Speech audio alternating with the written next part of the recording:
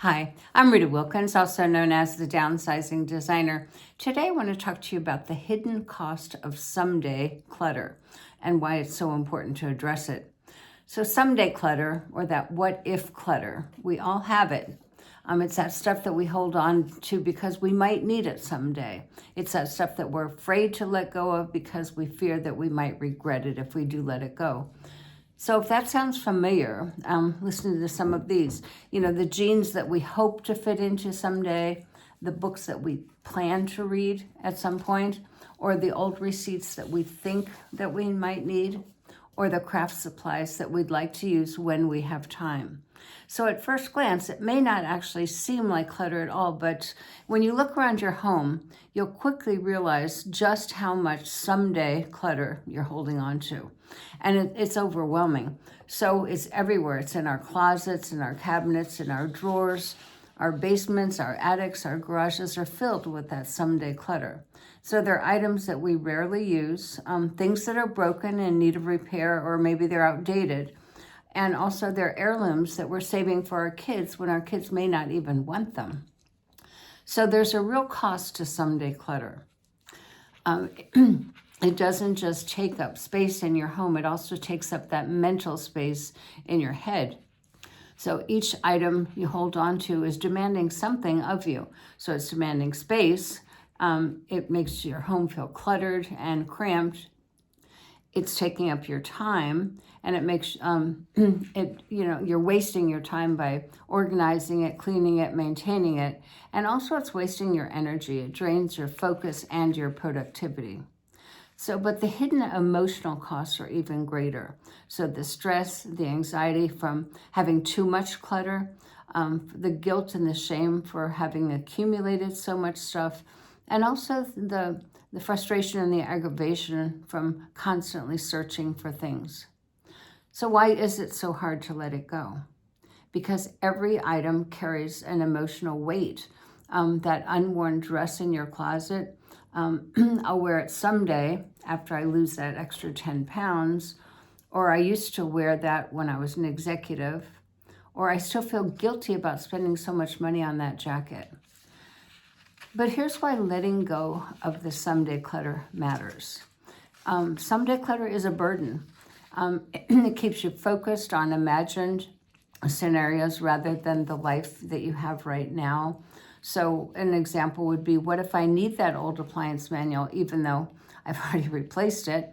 Or what if I need that broken lamp because I can fix it someday? But the reality is that clutter prevents you from living in the present moment. It controls your space, your time, and your energy. And there are many benefits to letting it go. Imagine finally decluttering your someday clutter. So you wouldn't just be clearing out your physical space, you'd be releasing the emotional weight that's been holding you back. You'd be making more room for the new experiences, a calmer, more peaceful home, and less stress and more freedom. So how do you let go of that someday clutter? The first step is to reframe the conversation that you're having with yourself. So instead of asking, what if I need it someday? Instead, ask yourself, what is it costing me in terms of space, time, and peace of mind? And then also ask, am I holding on to this out of habit or out of fear? And the second step is to actually commit to letting it go. So schedule a decluttering session, and in one particular area, take one item at a time and be tough on yourself and ask those questions. It's definitely worth it. And don't second guess yourself. So decide ahead of time where you're going to donate or sell those items, and stick to your decisions and don't backtrack, because you just make it harder on yourself. And then the next step is to use this list to motivate yourself. So I've got a list of about 15 things I'm going to review with you, and just tell me if they if they resonate with you. So common someday clutter items that we could let go of would be clothes that we haven't worn in years, books or magazines and papers that you plan to read but you've never have, the unused or the broken household items that sit there thinking they'll get repaired one day, or the outdated and the damaged tools and electronics, all those wires, the chargers that you have no idea where they go anyway. And then the multiple kitchenware items, so the mugs, the dishes, the water bottles, all of those things that we have multiples of.